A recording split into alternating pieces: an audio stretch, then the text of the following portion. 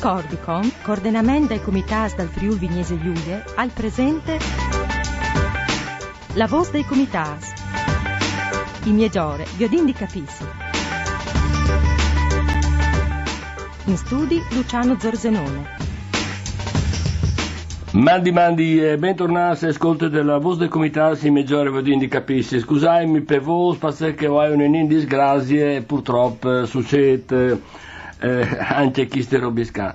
Sono Luciano Zorzanone e voi ho tornato a favelare di un argomento che di una roba che ho già favelato tempo fa. Ho favelato degli FS di ciò che sta succedendo in regione per riforme de situazioni di riforme sanitarie in nostre regioni.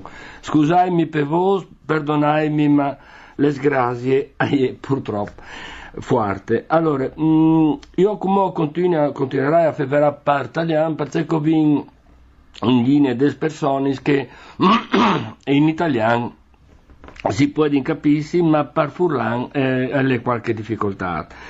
Ho il piacere di avere in collegamento telefonico Renata Zago, pronto? Pronto, buongiorno. Buongiorno, del comitato Nascere a Latisana. Io dicevo che ho qualche problema di parlare perché mi è venuto un momentino di difficoltà. Sì, non ti preoccupi, io capisco il friulano, non lo parlo ma lo capisco. Beh, no, parliamo per italiano, ma dicevo che la voce mia è un po' trebolante perché non so, mi si è abbassata la voce e succede purtroppo ai diversamente giovani come me, ecco. Allora, poi abbiamo anche la possibilità di avere in linea appena possibile Edvige Ackerman del Comitato per la tutela della sanità a Trieste. Pronto? Buongiorno. Buongiorno signora. Buongiorno a lei e a tutti gli ascoltatori. Grazie. Abbiamo scelto due persone di due realtà diverse, una serviti da un ospedale di modeste dimensioni, non grandi, di Latisana, e uno di un impianto di un territorio invece servito da un ospedale importante come è l'ospedale di Trieste. Volevamo fare un discorso per Udine, ma i tempi e gli spazi sono quelli che sono e non riusciamo ad avere, ci vorrebbe molto più tempo. L'importante è che ne parliamo. Ecco, l'importante, ma soprattutto c'è un altro aspetto estremamente importante che citerò dopo, affronterò magari un momentino più tardi, che è quello di fare gruppo. Ma intanto parliamo del discorso del comitato Nascere a Latisana, è già un programma, ecco. Certo. Qual è il discorso che voi come comitato lamentate in questa riforma?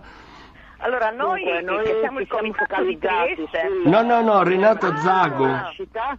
E del conseguente reparto di pediatria, perché le vicende sono unite, perché riteniamo che la nostra non sia solo una battaglia, cioè non è assolutamente una battaglia di campanile. Esatto. Perché esiste una delibera di giunta, per chi non lo sa, di giunta regionale, che prevede che fra il punto nascita di Latisana e di Palmanova ne resti solo uno.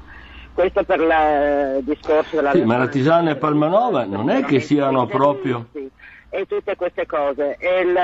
Noi riteniamo che fra i due vada privilegiato l'ospedale di Latisana per una serie di motivi che abbiamo elencato anche nella nostra petizione che abbiamo presentato in regione. Abbiamo individuato 10 motivi, ma soprattutto in questo momento io ritengo che il criterio da privilegiare assolutamente sia il criterio della territorialità, oltre a tutti gli altri, nel senso che chi abita in zona palmarina ha a disposizione ben 3 punti nascita e 3 reparti pediatria a 25 km di distanza uno dall'altro. Noi che abitiamo più in periferia dovremmo fare 50, anche 60 km per raggiungere il primo reparto e senza possibilità di scelta. Anche perché... Credo che sia una iniquità, perché i cittadini della regione devono avere tutti l'uguale accesso. Anche perché Latisana è ai margini della regione, proprio ai confini, del Veneto, quindi diciamo che o si va nel Veneto oppure le distanze cominciano a diventare importanti. Allora,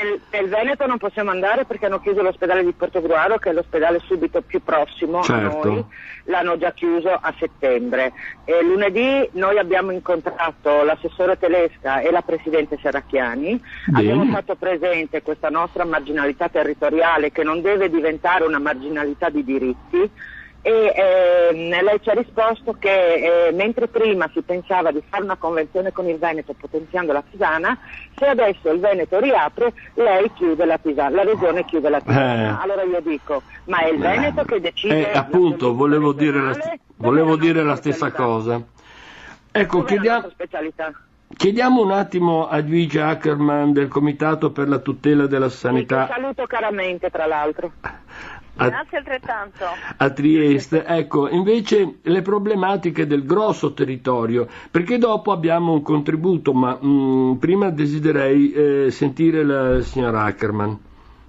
Allora, il nostro grosso problema sono intanto i tagli dei posti letto, perché si parla solo per Trieste di 250 posti letto.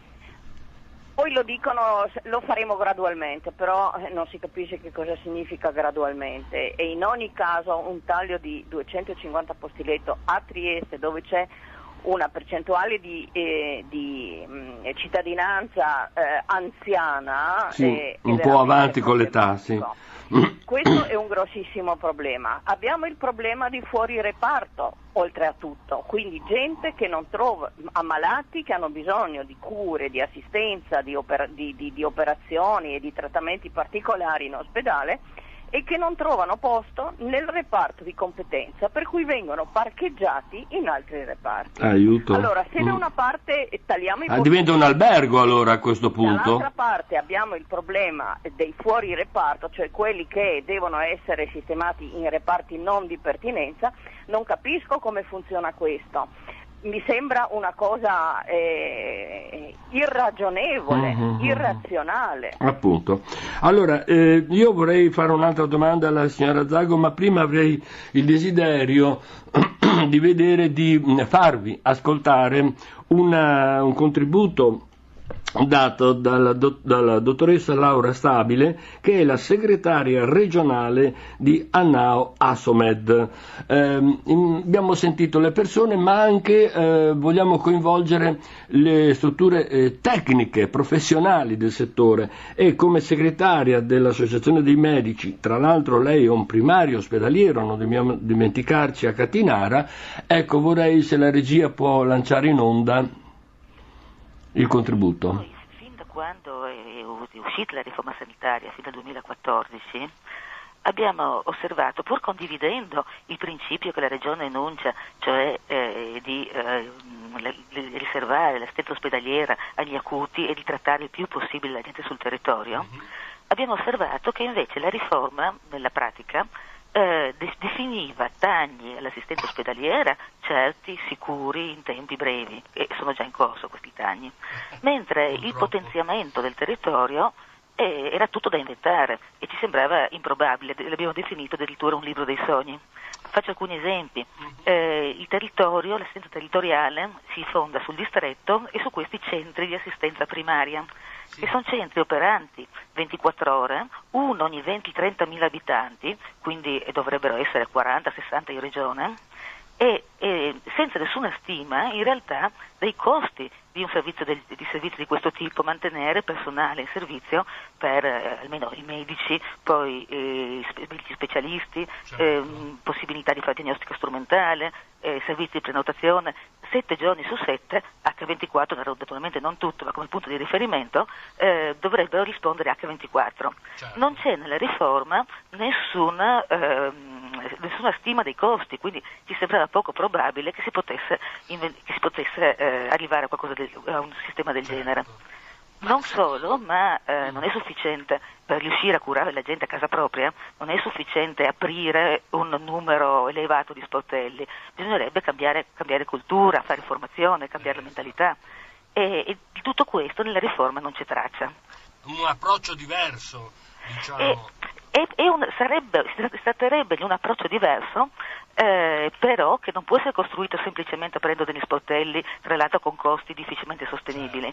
È un approccio che richiede un cambiamento culturale che non è da poco, e la riforma enuncia ideologicamente questo progetto, ma in realtà non definisce niente sull'aspetto pratico o organizzativo in grado di ottenerlo. Potrebbe essere che chi ha impostato questa riforma non sa di che cosa sta parlando? Forse sono cattivo. Ma anche noi siamo cattivi in questo senso, anche perché abbiamo visto nei dati che ha presentato la Regione, così nel periodo in cui si definiva la riforma, sono state presentate delle statistiche e per esempio sugli accessi di pronto soccorso nelle varie sedi della Regione è stato fatto un grossolano errore nella stima della media dei pazienti che si presenta al giorno, nel senso che per il 2013, nel quale sembra che gli accessi siano importantemente ridotti, è stato fatto un errore perché sono stati divisi gli accessi da gennaio a ottobre invece per il numero di giorni dell'anno. E si è falsamente dato l'impressione di una riduzione del numero di accessi. Sì, che quindi, la matematica non dovrebbe essere un'opinione. Infatti, e questa è una cosa molto molto semplice, tra l'altro, un errore banale, però dà l'impressione che la Regione in realtà di questi dati non abbia tenuto gran conto. A proposito del potenziamento del territorio, sì. Forse non sa, ma le visite richieste dal medico di base sì. sono per norma nazionale divise in 4 gruppi: urgente, breve, ecco qui mi pare che sia insomma a seconda dell'urgenza, sì, no? Finisce col programmato che è entro tempi più lunghi. Allora la nostra Regione ha abolito il codice urgente, cioè se un medico di base ha bisogno per curare un paziente di una visita specialistica o un'indagine, ma una visita specialistica per esempio, una persona che ha male agli orecchi deve andare dall'otorino, qualcosa del genere, oppure una radiografia del torace, una persona che ha febbre e tosse. In questi casi il medico di base non può prescrivere il codice urgente, quindi visita specialistica col centro di prenotazione entro 24 ore, ma deve inviare la persona all'ospedale, che quindi va a intasare il pronto soccorso e va a intasare i reparti ospedalieri e i servizi che poi devono fare l'esame. Quindi il contrario di quello che enuncia. Se da un lato dice vogliamo curare sul territorio, dall'altra parte se un esame è necessario entro breve tempo, anche se il paziente non ha un'urgenza per cui ha bisogno dell'ospedale, e carica l'ospedale anche di questi compiti. E quindi va ad intasare. Pacifico questo discorso, che poi tra le altre cose con la limitazione e il taglio di molti degli interventi che ci sono sul territorio, la gente si rivolge negli unici punti dove possono andare, quindi i grossi centri, quindi vanno ad intasare ancora di più i grossi centri. Sì, oppure si rivolge al privato. Oh, eccolo, bravo. Oppure si rivolge al privato. Infatti il nostro timore è proprio questo, su un piano sia nazionale che regionale, ma insomma il piccolo rispecchia il grande, certo. È proprio che si smantelli in questo modo il servizio sanitario pubblico, universalistico, solidale, che abbiamo da decenni, certo. Per aprire invece la sanità privata. Per aprire, spalancare le porte a quello che è la sanità privata, e quello non lo so se sia un bene, se sia un male, ma c'è stato un film di tanti anni fa con Alberto Sordi che parlava proprio di questo, insomma. La ringrazio infinitamente della sua partecipazione e spero di poterla, risentire in altre puntate. Volentieri, grazie. Grazie e buona giornata. Grazie a lei, buongiorno. Ecco, ho sintonarsi in diretta un momentino.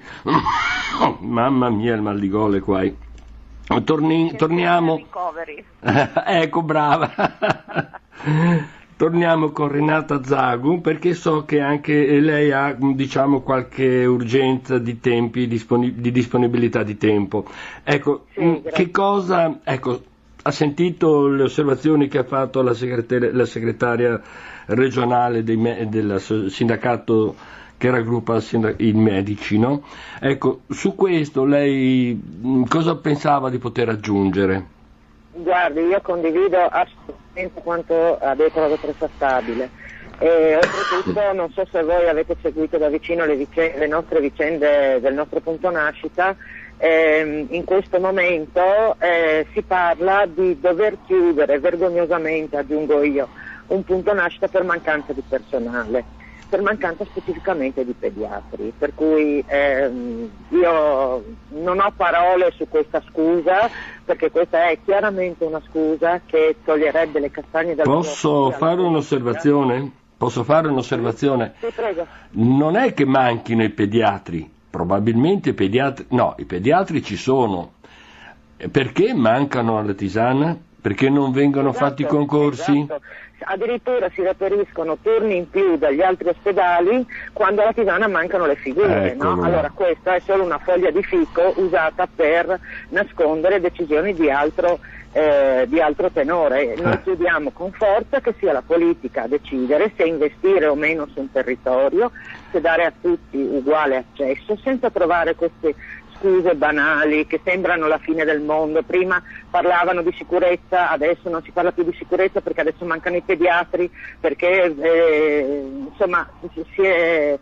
negli anni si è depauperato questo servizio fino a farlo appassire. E il fatto è che stiamo parlando... Da 3 anni denunciamo questa politica, che è stata ben precisa, condotta scientificamente, e poi ci si stupisce se la gente non viene.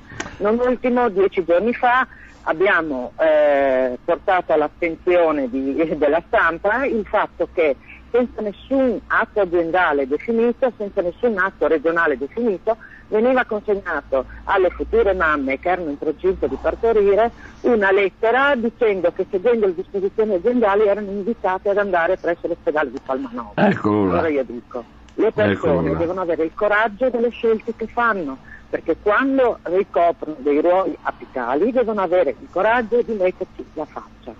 Solo questo chiediamo. E soprattutto devono circondarsi di persone capaci, perché anch'io nella mia vita lavorativa ho ricoperto degli incarichi di una certa rilevanza, però ho avuto sempre la fortuna di poter trovare delle persone, diciamo, preparate da mettere al mio fianco, o come adesso stiamo organizzando diciamo tutte le persone che sono impegnate nell'ambito della sanità per portare avanti un discorso univoco, in modo tale che ognuno possa dire la sua, e soprattutto mettere insieme le conoscenze.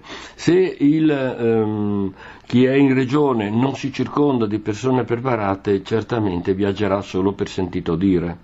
No, guardi, io non sono in grado di dire se sono preparate o no, e mi guardo bene perché io sono prestata a questa cosa, assolutamente, conosco solo limitatamente il mio orticello, non ho una... Sì, guardi, sono io che parlo, me ne assumo le responsabilità. Però credo che chi si candida a governare una regione deve guardare tutta la regione, non solo una parte. Certamente. Ringraziamo Renata Zago perché so che, diciamo, ha i minuti contati, giusto? Esatto. Grazie a voi per l'opportunità che ci avete offerto. Ma torneremo a parlare non subito, ma torneremo a parlare dell'argomento, perché per quanto riguarda la nostra associazione abbiamo dato tutta la disponibilità per iniziare questa diciamo strada della riforma sanitaria, però tutti uniti, tutti assieme, diciamo fare massa critica. Grazie. Volentieri. A questo proposito mi lasci solo aggiungere una cosa. Prego. Noi martedì sera faremo una restituzione del nostro incontro con la Presidente della Regione, con l'assessore Telesca, che abbiamo avuto lunedì, a tutta la cittadinanza della Bassa Friulana. Permettetemi di dirlo qui, così posso raggiungere magari più persone. E dove fate? Al centro polifunzionale alla Tisana. Al centro polifunzionale alla Tisana alle ore? 21. Alle ore 21. Grazie. Grazie, arrivederci. Arrivederci. Edvige Ackerman, non perché è meno importante, ma diciamo che so che ha un momentino più di disponibilità di tempo, quindi... Sì, tranquillo. Ecco. Io volevo dire due parole sulla Tisana. Prego. Io sono veramente indignata da questo andazzo sul punto nascita di La Tisana, perché innanzitutto chi abita la Tisana ha diritto di avere i figli nati alla Tisana, e questa è una cosa. E poi, qual è la politica per la famiglia? Qua si parla tanto, gli italiani non fanno più figli, e per forza, si scoraggiano in tutte le maniere. Anche già sotto l'aspetto economico. Nessun aiuto, nessun supporto, neanche psicologico, perché esatto. guarda, devi andare a Palmanova, all'ultimo momento non mi sembra che sia un grande aiuto. Anche perché quando nasce un figlio non è che nasce fracchi il bottone e nasce il bambino, decide lui quando nascere, quindi non è che non è così semplice, insomma. Non è così semplice. Oltretutto è proprio la politica per la famiglia che dovrebbe essere incrementata, anche favorendo i punti nascita nei luoghi di residenza. Ma certamente, non è una cosa. Certamente.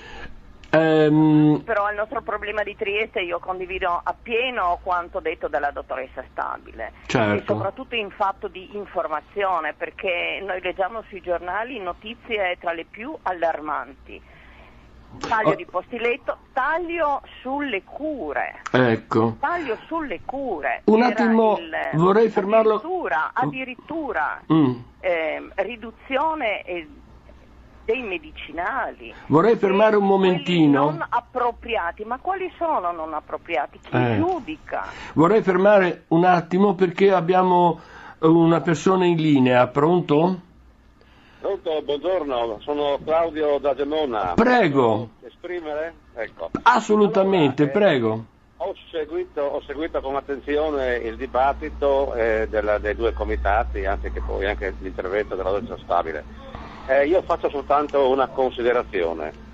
Finalmente le forze politiche che si sono opposte a questa iniqua legge di riforma sanitaria hanno deciso di andare al referendum abrogativo. Ecco, questa è una novità. Ah no, ecco, c'era un partito, sì, esatto, ho letto, sì. Ecco, alcuni partiti hanno deciso di fare fronte comune e raccogliere le firme per andare al referendum abrogativo. Secondo me questo strumento è l'unico mezzo per mettere la parola fine a questa iniquità che hanno inventato con la legge 17 del 2014 e dare la parola ai cittadini, se sono d'accordo su questa riforma oppure se va cambiata. Io penso che questa legge non va cambiata, va semplicemente abrogata. Grazie e buongiorno. Grazie, ringraziamo Claudio per la sua partecipazione, per le novità che ci ha dato, per le sue informazioni che in qualche misura erano già comparse sui giornali, ma mi era sfuggito di parlarne, anche se diciamo a qualche intervento in questi giorni si è letto sul giornale che modificano qua, modificano là, ma la sensazione è che sia sempre un rattoppo. Torniamo con la signora Edvige. Sì. Prego. Dicevo i tagli sulle prestazioni. Chi giudica se una prestazione va fatta o è inappropriata? Io credo che i medici siano tutti molto responsabili e non prescrivano visite, esami non necessari. Assolutamente, credo anch'io. Valuta l'impiegato allo sportello, il direttore generale che si occupa di cose amministrative, e non riesco a capire. Tra l'altro, tra i tagli, lei mi dice come si possono tagliare le flebo. Oh mamma mia! Come si possono tagliare le flebo? Allora uno legge sul giornale queste cose e dice, oddio, in effetti. Cosa mi succede? Come mi curano, non mi curano? E se non è necessario o non è necessario? Non è un divertimento fare Ma probabilmente le flebo le considerano come un bicchiere di vino al bar, no? Non bisogna eccedere. Guardi, faccio il cattivo perché quando sento queste cose mi arrabbio ogni volta. Prego. Chi valuta questo? Appunto, questo è quello che dico. Non è possibile, no? Addirittura la nutrizione artificiale in pazienti con demenza avanzata o con tumore, gente che non è in grado, gente anziana che non è in grado di mangiare, che ha difficoltà di inghiottire, tante cose, e che vengono nutriti artificialmente. Riduciamo? Sì, naturalmente. Li facciamo morire di fame. Ovviamente, bisogna risparmiare. Quindi la cittadinanza è estremamente preoccupata. Noi abbiamo fatto i banchetti, vari banchetti in centro città, ne abbiamo sentite di tutti i colori. poca assistenza. Se uno non ha il familiare che va all'ora di pranzo, all'ora di cena a dare da mangiare a chi non è in grado di mangiare da solo, quelli rimangono senza pranzo e senza cena. Assolutamente, certo. Non è colpa del personale. No, il personale che hanno infiniti compiti. Assolutamente, su questo non c'è neanche una parola, perché io purtroppo ho avuto necessità di essere ricoverato in diversi reparti e dove sono stato il personale paramedico, diciamo infermieristico, l'ho trovato eccezionalmente disponibile e preparato, assolutamente, non bisogna neanche una parola su questo. Assolutamente, anch'io non posso dire, però è tutto a un limite. Chiaro. O fanno una cosa o fanno l'altra. È chiaro questo, non possono. E poi tante volte quando uno che ha fatto 8 ore di correre gli chiedono di fare gli straordinari, va bene, ma se diventano straordinari di routine diventa dura, no? Esatto, non so se ha visto il piccolo di ieri no. Che parlava delle famose scope pattumiere distribuite pronte per l'uso in ospedale. No. È tutta una polemica e tutta una storia. Cioè praticamente chi viene a trovare l'ammalato deve usare la scopa e la pattumiera nella stanza dove si trova. Ecco, una battuta la mia, una battuta. No, è fornito al personale che in caso di necessità può pulire per terra e qua dicono per risparmiare sui costi delle ditte che si occupano delle pulizie. Certo. Siamo impazziti? No, è un modo come un altro per dare una gratifica migliore ai dirigenti, probabilmente. Sì, perché scopano bene per terra? Forse non nel senso che gli diamo di fare le pulizie, ma in altra maniera sì. Insomma, cioè spolverano molto bene i cassetti dove ci sono i soldi, probabilmente. No, io non penso che il medico in ospedale abbia il tempo di prendere la pattumiera e la scopa per tirar su se è caduto. Ma non esiste, della carta, eccetera. Non credo proprio. Ok. Quindi è veramente una cosa vergognosa. Adesso io non so, io spero che siano tutte polemiche infondate, però il fatto che il piccolo abbia pubblicato questa notizia mi sembra veramente... Ecco, proverò a rintracciare l'articolo perché questo mi interessa molto, sarebbe molto interessante. Quello di ieri mi ha detto, vero? Di ieri, dovrebbe essere quello di ieri o l'altro ieri. Va bene, adesso vediamo. Ieri o l'altro ieri, io l'ho letto su internet, ecco. Questa cosa qua. E c'è già un pesantissimo intervento del sindacato dei medici, certo, degli infermieri, perché dicono non siamo mica la donna delle pulizie, abbiamo ben altro da fare. È quello il punto, no? Se si dedica a quello non si dedica ad altro. E dalla regia mi stanno facendo cenno che l'orario ormai è già... La mezz'ora può sembrare una sciocchezza, ma passa molto molto velocemente, quindi... Soprattutto se tratta questi argomenti. Bravissima, che quegli argomenti che interessano. Ecco, poi rimanga pure in linea che così sente anche la coda della trasmissione che stiamo per chiudere. Intanto la ringrazio, la saluto. Un saluto agli ascoltatori e forza e coraggio. Assolutamente sì. Ci dobbiamo impegnare per il referendum. Assolutamente sì. Che non servirà niente, però. No, insomma, non è vero, non è detto. Non dobbiamo farci intimorire. Ok, la ringraziamo e adesso stiamo per chiudere. Torno a parlare per Friulano. Ho visto che questa trasmissione la Rai non de Ioibe dis di Genar Sundis sempre su Radio Onde Furlane e ho visto che questa trasmissione la Rai in repliche domeniche prossime a 12 miege dopo di misdì.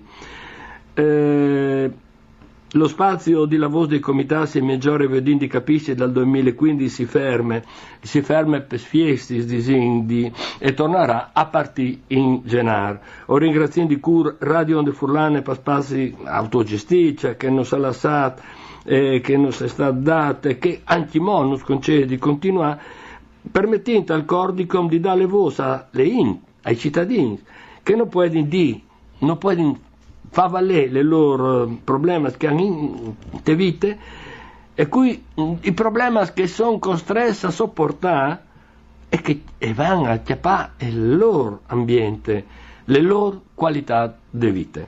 Con l'augurio di buon Natale, un buon e sereno Natale e di biel, buon, un meraviglioso anno nuovo, ho salutin tutti e vi aspettiamo ascolto fra un mese circa, cioè ioibe 10 di gennaio dall'anno prossimo. Mandi.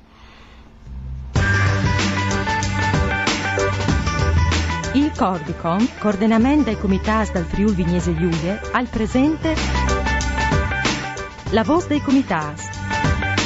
I migliori viodin di capissi. In studi Luciano Zorzenone.